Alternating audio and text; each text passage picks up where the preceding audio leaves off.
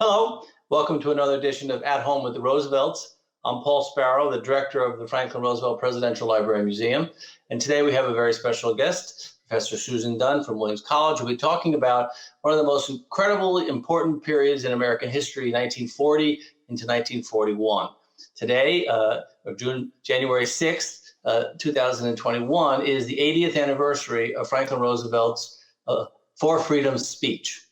And Susan has written several books, one called A Blueprint for War, which is about the 100 days after the 1940 election, and a whole book on 1940 and that campaign. Welcome, Susan. Hi, Paul. Good to see you. It's great to see you. I'm hoping that we can sort of start with 1940, and you do such a wonderful job in that book, sort of setting the stage for what was truly a historic election. No one had ever run for a third term. There was tremendous angst in the world because of the war in Europe, strong isolationist feelings in America. Describe what it was like in January of 1940. The beginning of 1940 was still fairly calm. It's not until the spring of 1940 that Hitler invades all of the democracies of Western Europe, starting on the top, Norway, and going down to France. And what is the worst part about that is that Great Britain is left standing alone and is being bombed every single night by the Nazi Luftwaffe. And it's an election season. You have your isolationists, like Charles Lindbergh, who's the head of the main speaker for the America First movement, and his wife, Anne Morrow Lindbergh, who in fact in the fall of 1940 writes a book called The Wave of the Future, in which she welcomes the wave of the future, which is fascism and totalitarianism.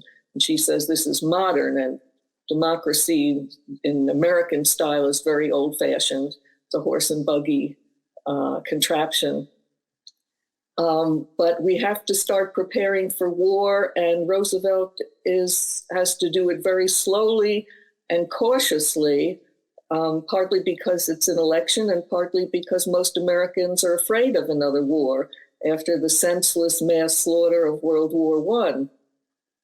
But he does begin to take steps. For instance, in the fall of 1940, during the election, the height of the election, he signs the Selective Service Act for universal conscription.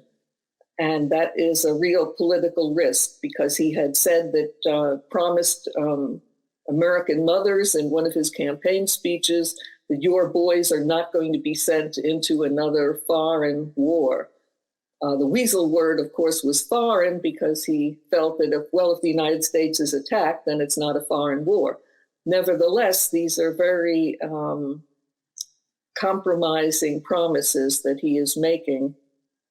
Then there's also another deal with Britain, the destroyers for bases deal, in which we're providing Great Britain with ships, with old destroyers in return for leases on Caribbean bases, which is very helpful to the United States, especially because of the Caribbean and the proximity to Panama. And the other thing that makes it a very unusual election is that it's the first time in American history that a president is running for a third term. George Washington set the tradition, the precedent for a two-term presidency.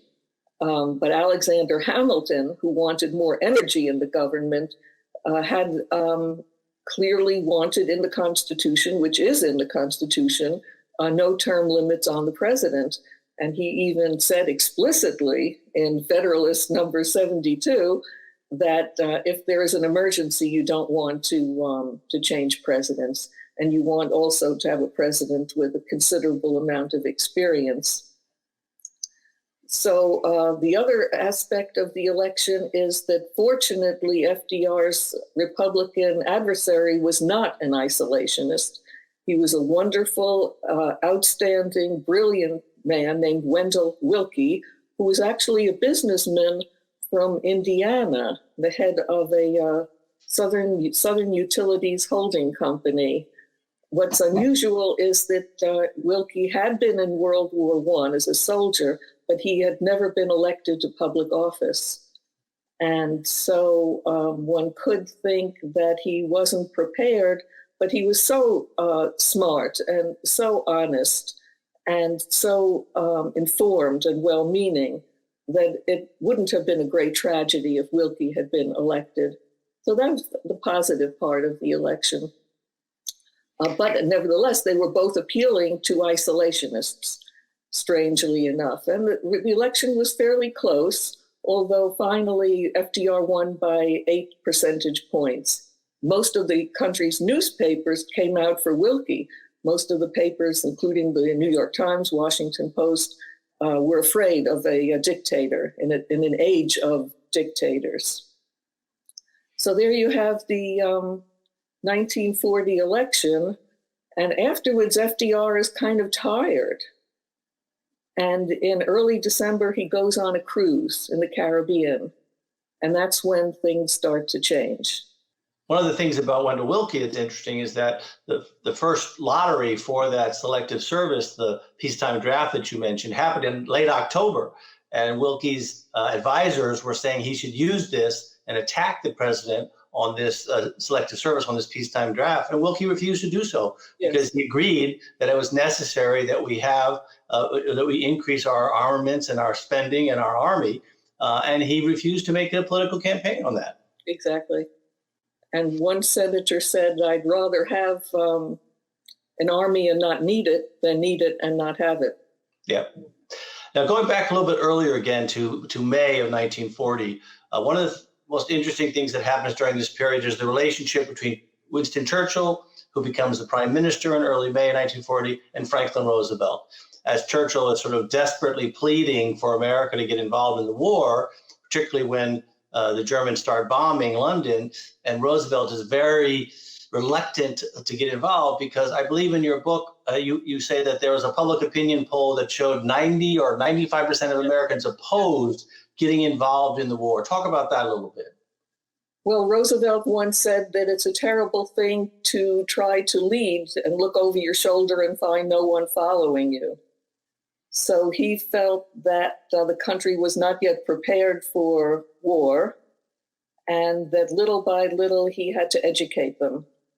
And actually, and if you go back to Latin, if any of our viewers have studied Latin, the Latin root of the two words is the same, to lead and to educate. It's ducere. And a leader's role, one of his principal roles, is to educate his followers as to what his agenda is, what his plans are. And this was very, very important, to little by little convince Americans that it was necessary not yet to enter the war, but to be prepared, both national defense and to help the allies who were fighting for survival not only of their societies and governments, but of civilization itself and of Judeo-Christian morality. And of course, Roosevelt had actually started this campaign to try to prepare Americans for involvement in this war back in 1938. And in 1939, famously, he invites the King and the Queen of England to come to the United States, the first time a royal family had ever visited the United States. And of course, back then, Americans weren't as enthralled with the royal family as they are these days. And it was a very specific, deliberate political maneuver on his part to try to make Americans more sympathetic to the British. And the King and the Queen, they came and they did the big fancy state dinner in Washington. Then they came up here to Hyde Park, of course, and he did the hot dog picnic at Top Cottage to try to humanize the King and the Queen. And I think that was all part of his campaign, wasn't it? Absolutely. And I think what ultimately happens in 1776, our Declaration of Independence from the mother country, which in fact not all the founding fathers wanted. They felt very, very attached to Britain. It was the taxation without representation that was the last straw. But what happens in 1940, 1941 is not a declaration of independence, but a new declaration of interdependence. Right. And the United States and FDR and his wonderful team realize that Britain is actually our first line of defense for our own protection in the Atlantic. And not only that, it's who we are. Yep. Alexander Hamilton once said, "We think in English."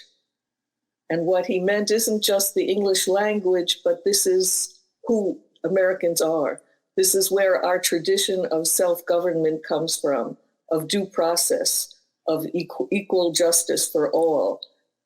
These are very important political, cultural, intellectual ties to Great Britain. Not blood ties, but intellectual and moral ties too, that go back to the Magna Carta. So this is a new international vision for the maintenance of Western civilization and Enlightenment values. It's not America first. Charles Lindbergh and others who tout this toxic expression. It's what Wendell Willkie wrote, a book called One World. This is one world.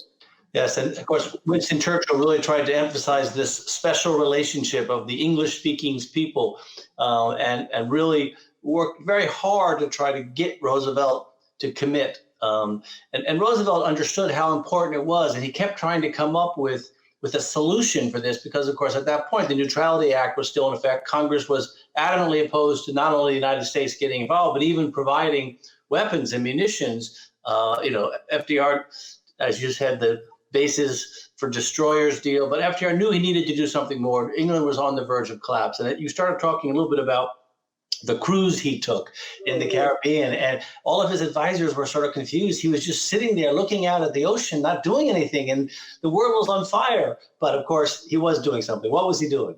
Well, a Navy plane delivered mail to FDR's ship, and one of the letters was from Winston Churchill, and he said, "We're fighting for our lives.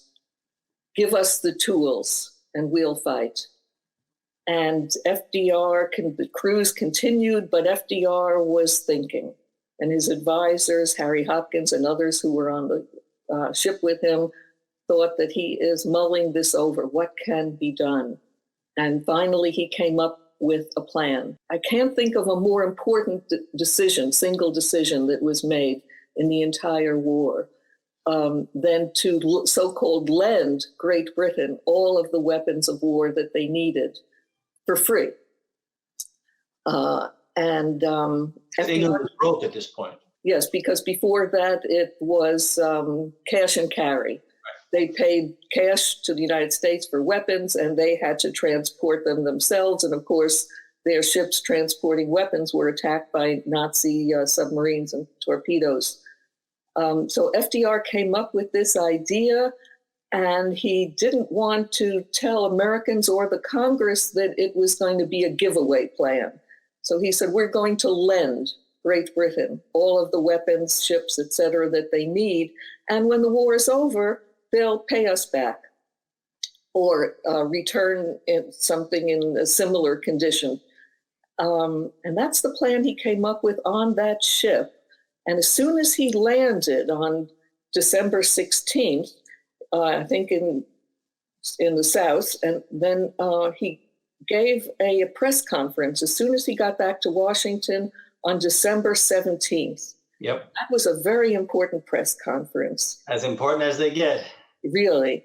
And he began it as usual, very charming, and saying to the reporters, I don't think I have any real news for you today. Nothing really is happening. Oh, but there's one thing I could mention. I've decided to help Great Britain, and we are going to lend them all of the war material that they need. And one reporter asked, what about payment? And FDR said, oh, I don't want to be bothered by that silly, foolish dollar sign. Suppose, then the famous story, suppose your neighbor's house is on fire and he doesn't have a hose, but I have the hose. Am I going to say, buddy, you have to give me $10 for the hose? No, I'm going to lend the hose to my neighbor and he'll put out the fire. And when the fire is all out, he'll return the hose to me or he'll buy me a new hose. And that became the Lend-Lease Act that did have to be passed by Congress, was finally passed in March. But the important thing there was not just that we were going to help Great Britain, the mother country, but this meant war mobilization, mobilizing all of the American economy, all of American industry for wartime production. They're not making any more washing machines and adding machines and vacuum cleaners. No, the United States is becoming an arsenal of democracy. The other thing that's interesting about Lend-Lease is that FDR was buying time. The United States wasn't yet prepared. The Army was still small and not trained. And so we were buying time. Great Britain would do the fighting for us for a year until Pearl Harbor. And we were buying time with Lend-Lease. We were also buying blood because they were doing the fighting and the dying. So as if they were a mercenary army and we were paying them to fight. So it's really a quid pro quo that sounds very moral and generous, but it was also very, very practical and in American self-interest. So it was actually quite brilliant. So during that Christmas, I believe the Franklin Delano Roosevelt came up to Hyde Park instead of spending Christmas at the White House as they normally did. And he worked with his speechwriters to craft what was going to be his State of the Union address on January 6th. And although it was a traditional State of the Union address, it carried enormous weight because it was the first State of the Union of his new term, which he would be inaugurated on January 20th. But it also gave him an opportunity to talk to the American people and explain what this Lend-Lease program really was all about, to try to convince Congress to pass it, because many people in Congress thought this was a terrible idea and were fighting it. But when you read the speech, it's quite interesting. He spends the first half talking about how important it is to do this. And then all of a sudden at the end, he sort of changes it and delivers what's, arguably one of the greatest and most important speeches in the history of American presidency. And that speech is now known as the Four Freedoms speech. We have a videotape we can show of that. Great. The first is freedom of speech and expression everywhere in the world. The second is freedom of every person to worship God in his own way everywhere in the world. The third is freedom from want, which translated into world terms means economic understandings which will secure to every nation a healthy, peacetime life for its inhabitants everywhere in the world. The fourth is freedom from fear, which translated into world terms means a worldwide reduction of armaments to such a point and in such a thorough fashion that no nation will be in a position to commit an act of physical aggression against any neighbor anywhere in the world. And of course, what's really remarkable about that speech is he's repeating everywhere in the world. And this idea he had that these freedoms weren't just for Americans, but we were fighting for this everywhere in the world. And of course, his speechwriters had tried to take it out because he said Americans don't care about anywhere in the world. But he was so insistent on that. So what sort of impact did that speech have, and why was it so important that he delivered these four freedoms? It was hugely important, and the fact that it was international, about everywhere in the world. And we love our Norman Rockwell pictures of the four freedoms, but they are so quintessentially American. So FDR outlines the four freedoms that he would like to see everywhere in the world. The first two come from the American Bill of Rights: freedom of speech and freedom of religion, freedom of conscience, that was so important to the founding fathers and the framers of the Constitution. But there are two new ones, freedom from fear and freedom from want. And the Bill of Rights, in a way, are American freedoms from government, against government. Congress shall make no law restricting these freedoms. These freedoms belong to us. They're not a gift. The other two freedoms are freedoms through government, freedom from want and freedom from fear. That is, we need governments, democratic governments, healthy governments to ensure us those freedoms. And then FDR is also trying to make another point about this terrible rise and power of totalitarianism and fascism in the world. What is the origin of that, of this new reactionary, revolutionary movement? Where does that come from? He thinks it comes from tremendous economic and social dislocation and suffering, much of which comes from the Versailles Treaty, the end of World War I. It was so punitive as far as Germany was concerned, and inflicted tremendous reparations on Germany and caused great economic suffering. And so FDR's point is a simple one, that when countries and citizens are secure and healthy and have food and lodging, they won't turn to a dictator. They won't turn to a charismatic leader who is going to promise them everything. So all forms of security, from education to employment, health, medical care, old age pensions, freedom depends on that kind of security. Faith in democracy depend on that. And so that is also his vision of the two last freedoms. And of course, even in his first inaugural address, FDR talks about, the only thing we have to fear is fear itself. So he had spent the previous, 8 years working to try to overcome the Great Depression, where fear and want were foremost. Then when he became president in 1933, people talk about the first 100 days as he addressed all of these issues with extraordinary activity with legislation, creating these new agencies. And then they talk about the second 100 days in 1935, when he passed the Social Security and another raft of New Deal legislation to really try to secure this idea that it's the government's responsibility to help people to survive and to thrive. And now you talk about the third 100 days, which is this period, late 1940 into 1941. Talk about this third 100 days and why, in many ways, it was even more important for the global survival of democracy.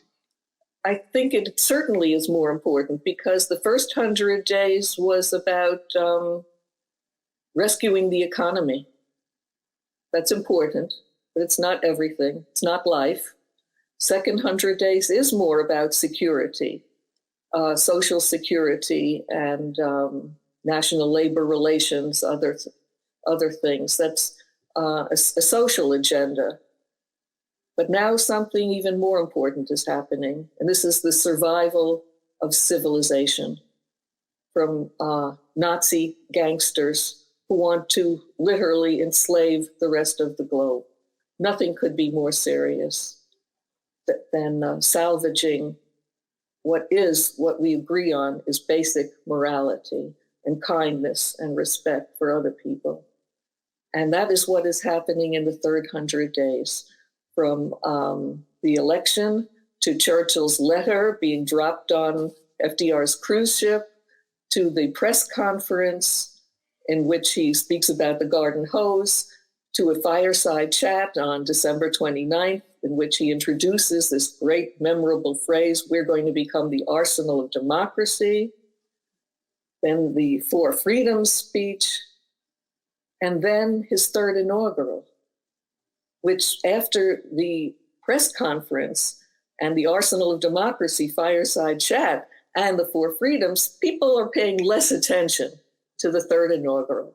But he says something in that inaugural, I guess Robert Sherwood, his brilliant speechwriter, might have written it for him, but I think it's so important. And he FDR says that a nation is like a person. It has a body, a mind, and a soul or a spirit.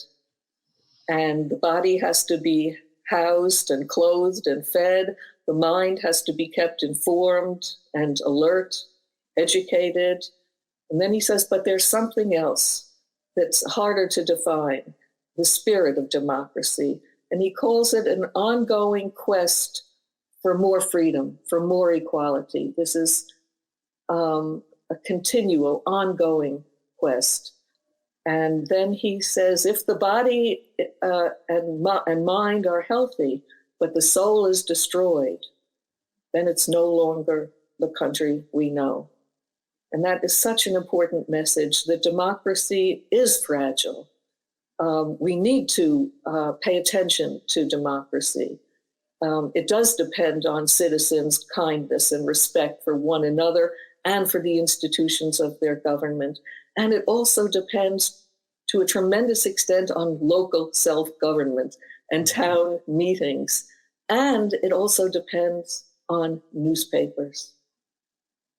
Thomas Jefferson once said, if I have a choice between a government and no newspapers and no government, I would choose the latter. And the great Alexis de Tocqueville said that newspapers maintain civilization. I just want to put that in, that freedom of the press and our newspapers are so important, so vital to democracy. And of course, during that period, you saw what happened when the free press was destroyed in Germany, in Italy, in Japan. The government took over all forms of media communications. They controlled what you saw in the movie theaters. They controlled what you heard on the radio. They controlled what you read in the newspaper. They were able to manipulate their populations into supporting these dictatorships, these fascist dictatorships. But now we're running out of time, so I have two final questions. The first one is the end of your third 100 days. It's a pretty significant moment. Obviously, there's a battle in Congress over this idea of Lend-Lease. What's the end of your third 100 days? The approval, I do think, is, I can't think of a more significant decision. Oh, perhaps the universal military service, universal compulsory military service. There has to be an army. Right. And there has to be mobilization of the entire economy on a wartime basis. And Lend-Lease does assure us of that. And it does pay us fairly easily in Congress in March. And that happy day is where I end the third 100 days. But coming out of that also is a vision of what the future should be. And Henry Luce was the publisher of Time, Life, and Fortune. And he wrote an important essay that actually was published in February 1941. And it's called The American Century. And he says that the rest of the century and future centuries will be American centuries in the sense that America will share with other nations our Bill of Rights and our belief in self-government and equality before the law. And it will be generosity, not for power, not for more authority, but it's generosity. It's sharing what we have learned, going back to perhaps Magna Carta. And then Henry Stimson, FDR's Secretary of War. And a Republican. And a Republican. Oh, that's very interesting, because right before the Republican convention in the spring of 1940, FDR made two important appointments to his cabinet, a Secretary of the Navy and a Secretary of War. And for both of those appointments, he chose Republicans. And that kind of took the wind out of the Republican sail right before their convention. Knox, the Secretary of the Navy, and Stimson is the Secretary of War. And Henry Stimson also published an article in which he wrote that any act, private or public, that is not framed in reference to the entire world is framed in perfect futility. That this also had to be an international vision of one world, sharing. Again, the opposite of isolationism. Right. The opposite of America first. And takes us back to basic morality. I began by mentioning Anne Morrow Lindbergh's book called The Wave of the Future, which she says fascism is the wave of the future. Right at that time, Eleanor Roosevelt published her own short book in the fall of 1940. It was called The Moral Basis of Democracy. And she is saying that democracy isn't just institutions and a constitution. It requires a moral conscience on the part of citizens who act respectfully, with civility and basic decency toward others. All right, with the last question now, we're going to take a broader historical view here. We're going to step back. You've written a number of fabulous books about Jefferson and Madison and Washington. Of course, your favorite books for me are the ones about Roosevelt, but you have a great broad historical perspective.